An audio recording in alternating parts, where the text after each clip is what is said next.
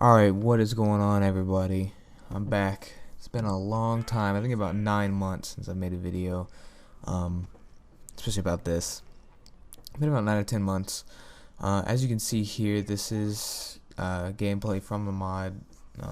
We don't have new unit cards yet. It's very, very early alpha, pre-alpha. Still a lot of stuff to do on it.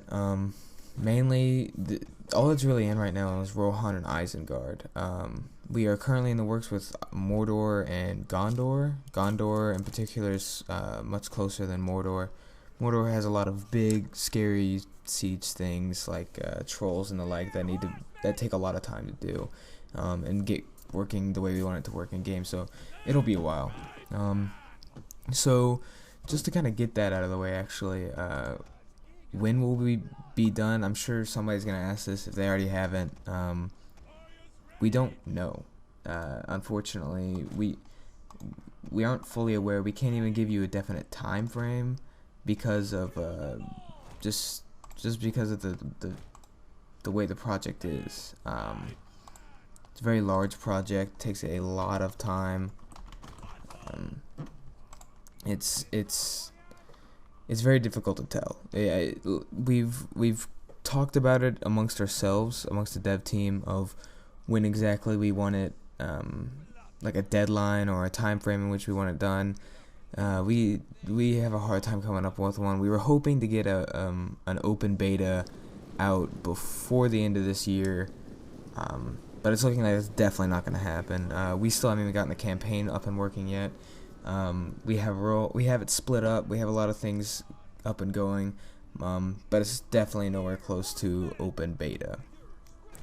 So that's it for that. Again, as you can see here, I just kind of took one of each unit for each faction. So that's why you're seeing some Dunland units in with Isengard. Isengard has the ability to, or any faction really, but for the sake of this, I put Dunland with Isengard. If they, as far as the campaign goes, if Isengard takes over Dunland, then they have the ability to recruit auxiliaries, as well as any other faction. As long as you build the appropriate buildings when you take over Dunland, you have the ability to, or if they're your clients, say you can levy troops from them, you have the ability to recruit their troops. Now, the only difference is Isengard, because of Saruman and the like, and a lot of other evil factions will get specific units that are auxiliary units that they could only get, and same with the good factions. The good factions may get different auxiliary units from the same faction. So yeah, there's lots of design choices going on. I'm just gonna go over a couple of them. I work with my specialty, as what I do mainly, I guess you could say, for this is unit and faction balance. Though to be fair, I also do a lot of organization with the team. I hesitate to call myself the leader because we don't really have a set leader, but I'm as close to a leader as we have to as a head person development. So we are gonna, in case you're already unaware, which I assume most of you are, but just in case, we are going with 100% the books. We are not using aesthetics or anything from the movie. As you can see here, the Uruks and everything look a lot different from the movie. Their armor, all that, and that's just a choice that that we made because we wanted it to be different. However, with either the open beta or alpha, or once we get into full release, whatever, we will have an extra download that will have all the same balance, factions, everything like that. The only difference is we will have movie adaptations. So Gondor will look like Gondor in the movies, Rohan will look like Rohan in the movies. There'll be plate armor, stuff like that. That'll be the only difference. They won't actually have any different stats or anything like that. So don't worry about it ruining the balance if, say, you like the balance of this more. Also, another common question to get out of the way is why don't you guys merge with the other team? And we've pretty much gone over it a whole bunch in the main thread, and that's because they have the main goal of setting out to replicate the movies. We are going after the books. We have a lot of really cool things planned that will be specific for us because we are going off the books, that I don't really want to go into because because I want it to be a surprise. Basically, I think it'll be really cool. Yeah, another design choice I made personally was that the way I'm gonna do each faction pretty much is each faction will have 4 tiers of units, maybe more, maybe less, depending on the faction. We'll have 4 tiers of units, and we'll start tier 1, which is your basic militia, levy, stuff like that. Tier 2, which is you're starting to get to your trained troops. For some factions, maybe they're not fully trained yet, but they're your mid-tier troops. Tier 3, you have your professionally trained soldiers. Pretty much some of the strongest units you'll get pretty late game. And then you have tier 4, which is your elites. So those guys you'll only be capped to like 1 or 2, maybe 3 or 4 per for the entire campaign. So you have to use them very wisely. Be very careful with them. And it's not going to be. And generally, I have about 3 or 4 different units per tier. However, to increase the variety between factions, each faction has different ways of getting to those tiers, and what they unlock with those tiers is all different. So for example, Gondor doesn't really have a tier 2 as far as basic units. Gondor has a massive area of recruitment system that will pretty much replace all their auxiliary troops that they can get from their neighboring provinces, all the like. Will pretty much replace their second tier. They'll jump from tier 1 to tier 2, in which they can recruit a whole bunch of really strong auxiliary units that will fill that main gap. And then from there they go to tier 3 when they get their strong Gondor infantry. And I mean, if you know, Gondor is pretty much an all-around faction. They don't have necessarily one specialty. If anything, I'd probably say infantry. But they have a very well-rounded force. Unlike Rohan, which you can see here, if like I said, I took 1 of each unit, and there's more cavalry than there's infantry, which actually I think I took 2 or 3 of each infantry because there was so little infantry. Their infantry isn't terrible. It can hold its own, but once you get into only when you get into the higher tiers for Rohan. They'll still lose out one-on-one against Uruk units throughout all tiers, but not until tier 3 will they actually be able to do some damage. Infantry are very reliant on formations and the like, as are most good factions, due to their lack of numbers and better equipment. Some of you guys I saw in the previous video, for whatever reason, have been asking or talking about people who are leaving the team. I'm not really sure what that's from, to be honest. Not really sure where you guys are getting that idea, because it's not true. There are guys who have kicked off the modding team because of inactivity, lack of work ethic, whatever. But other than that, I don't think anybody's left on their own volition, other than nobody's come out and said, hey, I'm leaving. At least not that I can remember. Shit, I could be wrong. But yeah, I don't know what that's coming from, honestly. Maybe you guys just mistook something, or I'm not really sure. Some of you guys are worried about plate armor. I've already been over that. We're not gonna have plate armor for the book adaptations. For the movie adaptations, we will, and as I said, those won't affect the stats or anything like that. I'm trying to think of some more design choices. A quick thing to note is that while this is going to be a major aesthetic overhaul, as you would expect, changing the map, all the units' looks, everything, it's also going to have a lot of mechanic overhaul. It's not going to just be something where you download it for the aesthetics and then you have to download 100 different submods because you don't like the mechanics. That's not my goal. My goal is, no offense to any submodders or anything like that. If you want to make a submod, we're fine with that. But my goal is that you won't have to download submods because you'll already like the base game, or the base mod rather. and that's just my goal. You know, obviously that's not realistic to say that nobody will want any sub mods. I know it's not realistic, and it's just a goal to strive for me, and that's all. So another question some people have is Kickstarter. We're not okay legally. I don't think we're allowed to do it. I would have to consult a lawyer even if I did want to do it, and I don't. I don't because it's just modding isn't something you make money off of. It's just I mean, you can, in the sense that if your mod's good enough, in some cases it can be created into the game. That's pretty rare though. It's not very common. So that's not something we're really aiming for either. We're aiming just to make a fun mod that everybody enjoys, and that's why the progress has been a little bit slow lately, especially lately. The progress has been pretty slow, and that's because everybody, this isn't their job, you know.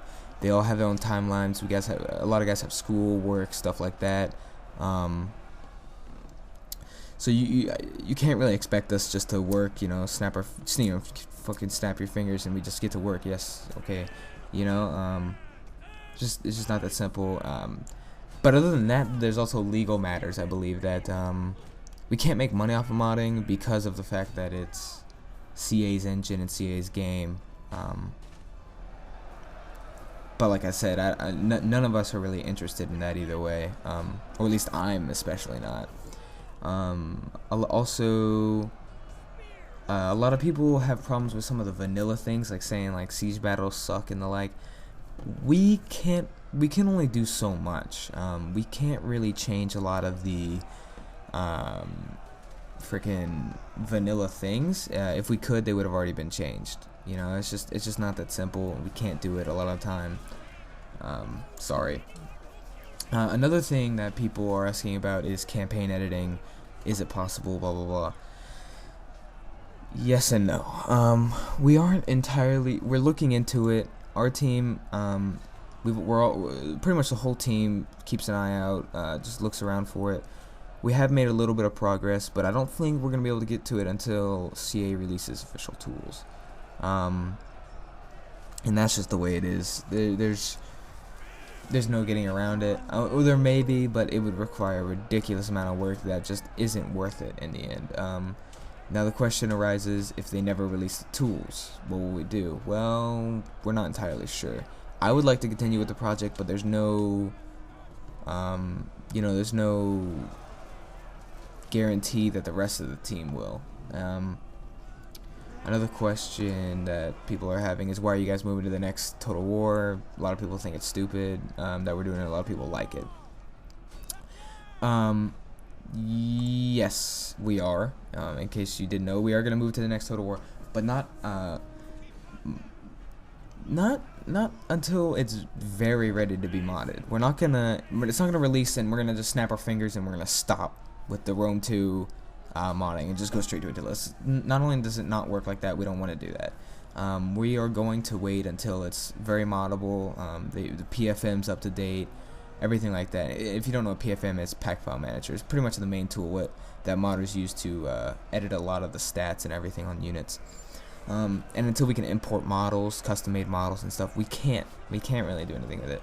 So it'll probably be, if I had to guess, 6 months to a year after Attila releases that we will even transfer to Attila. And not to mention, after that 6 months to a year that we start the transfer, it could take months to fully transfer everything over, or more, depending on where we're at with it on Rome 2. And that is just simply because Attila has a lot of things that won't be put into Rome 2, and there's just no getting around that. It's as simple as that. If you've seen the trailer, it has a really cool atmosphere that I think suits Lord of the Rings very well. I was honestly against the idea at first, and then it kind of warmed up to me. There's just really no reason not to, other than the fact that some people may not get it, and unfortunately, unless it's the silent majority, we can't change. We can't just avoid a better opportunity for the minority. And I mean, I wish we could make everybody happy, but it's just not that simple, as I'm sure anybody who's lived more than a year of their life consciously knows. Um, a lot of people asking about the campaigns we're gonna make. We are going to do a whole bunch of different campaigns, but that's something I'm not going to get into because we haven't really officially talked about it, and I don't really want to until we're completely decided, completely on it. So another thing is, if you want to help with the mod, we always need help. We need a lot of help. We need modelers and textures above anything else. We have one, and we've had one this entire time. Wait, in fact, we may have another one, but the other ones are very, very inactive. They do what they can. It's not their fault. They have other jobs. They have lives. We all have lives. It's fine. But we have one main modeler who is Man of West Gondor, who works, that's his name on the forum. He works the most. He's done all of these models that you're seeing here. He's very good. But definitely we need more textures and more models. As you can see, there's still lots of stuff wrong. If you look at some of the models closely, there is still like stretched textures and stuff like that, and that's just we will fix that. Don't worry, we're not just gonna leave it, but it's just not priority. Our priority is getting everything in game, working all the kinks out, and then we're gonna go back in with the models and fix and touch those up. You guys have asked about The Hobbit. The Hobbit, we're not, the time frame of the main campaign in the Lord of the Rings, that has nothing to do with The Hobbit. Well, okay, to say no, it has nothing, it has something to do with The Hobbit, right? Of course it does, but it's not set in the time frame of The Hobbit. You're not going to see the Battle of Five Armies.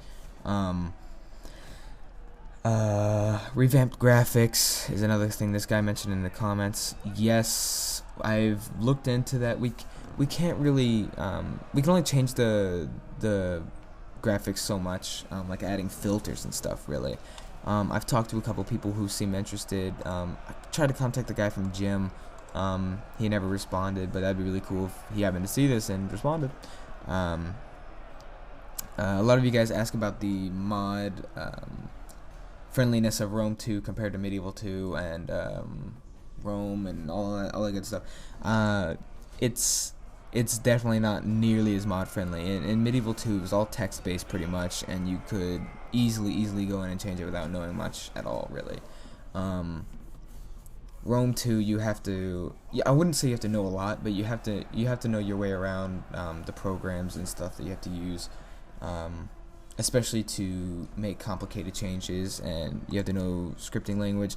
I mean, as you did with Medieval 2 as well, but it just took a lot more. It just takes a lot more. It's a lot less efficient to mod Rome 2 as far as energy expenditure compared to Medieval 2 and games previous, and even games after Medieval 2, so a few games. Let's see, other design choices that I'm trying to think of here.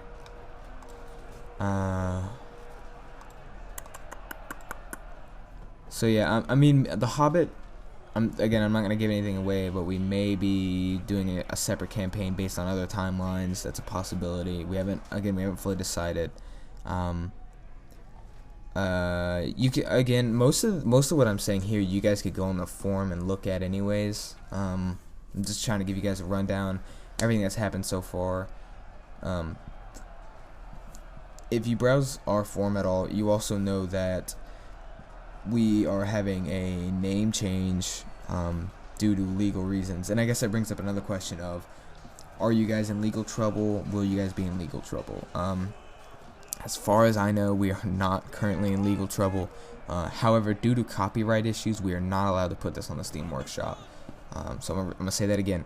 Due to copyright reasons, according to Joey from CA, we are not allowed to put this on Steam Workshop. You cannot. You have to download this from Total War Center once we put it up, which will be a while, as I've said. So yeah, Warner Bros hasn't talked to us. I don't think they will because they're not making an RTS. But I think it is also important to note that we still run the possibility, and that all our work could be for nothing. And it is a risk we take, albeit not a terribly huge one. You know, we're not putting our lives on the line or anything. So to say the way I said that seemed more dramatic than it needed to be. We're not really, risking our lives or anything. We're just risking hours of time days of time at this point, probably, which of course would be very disappointing, but it's I mean, in the end, it's not the end of the world. Certainly I don't want it to get shut down. I don't think it will, mainly because of the fact that the Warner Bros. Is not making an RTS in the future, as far as we know, so they're not worried about consumer confusion between this and that. At least that's what they say. That's what they say the whole MERP thing was about, was consumer confusion. That's just not true. Well, I mean, okay, it may be, but I don't think it is. I think they're just, I think they were just worried that it would be better. Not necessarily confused. Like, I don't think the consumer would be very clear-minded about which one was better and choose MERP over that. And I think that's what they're a little bit scared about. If you ask me, that's just my opinion, though. So yeah, I don't think they're worried about us taking over, if you would, because I don't think they're interested in the RTS genre at this point.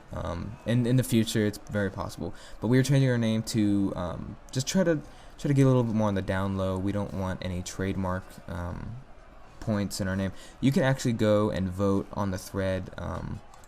If you don't like any of the choices, which a lot of people seem to not like the 3 choices we had up there. However, there's a few extra ones in the original post. If you guys go there and you don't like any of the choices, you can always just reply and put in your own and say, hey, this is the one I'd like. And just realize that while me or the team may not always be there to respond or reply, we always look. At least I do. I always look at all the replies and comments and everything. And certainly I don't always reply, like I said, but I definitely always read them and keep them in the back of my mind, and because they don't all I just can't. Not only do I don't care enough. Okay, that's not fair to say. I do care, but it's just not that big. It's not such a big deal to where I think I need to reply to each one, because it's just it's way more effort than it's worth, honestly. So yeah, we're not super active because it's such a long-winded project. If we don't want to burn ourselves out, stuff like that. Let's see, I covered the mod merger as far as the other team is concerned. I have reached out to them. We do share models, reluctantly, if I do say so myself. They seem a little bit reluctant about it. That or they're just busy, you know. It's just my opinion. But it's not a big deal either way. We offer them our models. They've offered us theirs sometimes, and I mean, we're not on bad terms by any means at all. So don't get me wrong on that. Yeah, if you want to help out, you can comment. Help out with the mod. You can comment either on the video, or you can shoot me a personal message on Total War. Also, be sure to join the Steam group. A lot of times, I'll pick and choose random people from there and add them to my friends list, and send them a test copy. Test copy, that sounds like it's an actual game.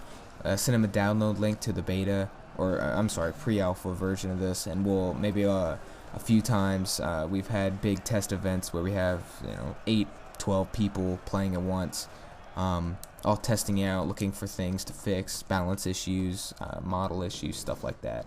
Another question that I get asked a lot is there going to be like voice acting and stuff? Yes, there is going to be voice acting. We have a guy working on main menu music and battle music and stuff like that as we speak, and he's pretty close to being done and looking good.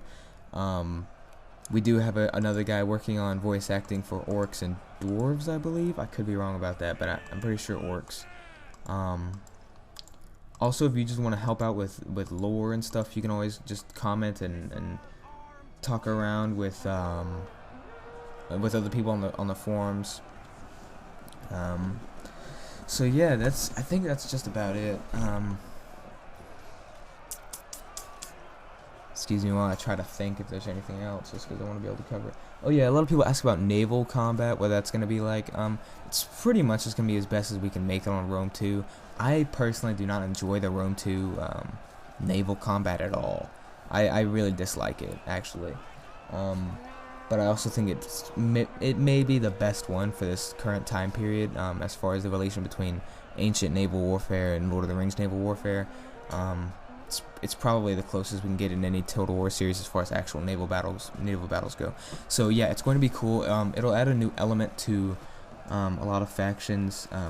I mean, of course, all the Total Wars have had naval battles, but it'll be, I think, this will play a little bit more of a role. The air recruitment system is going to be a big thing for everybody. Mainly Gondor, though. Gondor is going to have to use auxiliary troops a lot to fill gaps in their army. And that's what makes them such a well-rounded fighting force, is the fact that they're able to recruit from all these regions, and all these people in these different regions have different specialties. So, for instance, like Lambton Clansmen may be better at, you know, swift charges, or maybe, say, prolonged offensive attacks, while frickin' Penethgellan cavalry, you know, maybe better at skirmishing. You know, I'm just throwing things out there. A lot of people ask about the elves. What are the elves gonna be like? Few in number, very strong. Simple as that. You're gonna have normally you don't have, as far as our tiers are concerned, you don't have unit caps until about tier 4, with in some cases tier 3. However, and tier 4 is elite, just so you know. I think I've already mentioned that, but tier 4 is elite, tier 3 is like your top tier base units. But elves will have unit caps all throughout the game. You're always going to be limited. You can do things like reforms and the like, such as bringing back people from shit, what the hell is that? The place where the elves are immortal. The name slips my mind. But if you bring, you know, you can do certain policies and reforms to bring more elves back from there, and increase your population and the like, therefore increasing your unit caps, so you can have more units. But it's gonna be very hard for elves to expand. Their main goal is to be staying defensive and helping their allies where they can. Which brings up another cool point that I'd like to mention, is we're gonna be placing a lot of points on generals and diplomacy. Generals in particular, if you lose your general, especially with evil factions, you lose your general, your army's going to go into mayhem more than ever before. It's going to be really, really bad for you. Good factions as well, but I would say that it definitely affects the evil factions more. And as well, diplomacy, especially with the good factions, is going to be super important that they work together.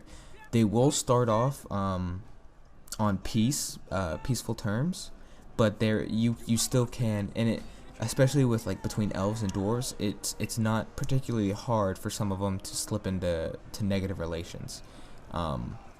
So yeah, elves and dwarves, or I'm sorry, a lot of the good factions need to work together, especially it's gonna be really important for a lot of the factions to help other factions that have worse starting points. Say like Gondor has a really bad starting point. They have financial ruin, military ruin. You know, they're in strife right now pretty much. So if you're Rohan, you need to help out Gondor, and in return, Gondor is going to be really strong late game, and so they're going to be able to help you a lot late game, where you may be lacking a little bit late game. And I'll tell you right now, no faction is particularly worse than the other. Some may just lack in other areas. Like Gondor is going to be really strong, is going to be really weak late game, or I'm sorry, early game, pretty good mid game, and I wouldn't say really strong, but above average definitely late game. While Rohan also lacks early game, I would say lacks mid game, but really picks it up late game with their top tier elite cavalry units, which really decimate enemy forces with ease, especially the orcs and Uruk-hai, who don't always have anti-cavalry tactics to be able to use to cope with it. Alright guys, that's about it. Again, if you have any questions or if you want to help, just hit me up. If I didn't cover anything, I'm sorry. I'll probably make another video sometime later covering some other stuff, so stay tuned. Also, I'd like to keep doing gameplays and commentaries and stuff. I enjoy it. If it's something you guys like to see, I don't know, just shoot me with a comment, and we'll see. So I appreciate it, guys. See ya.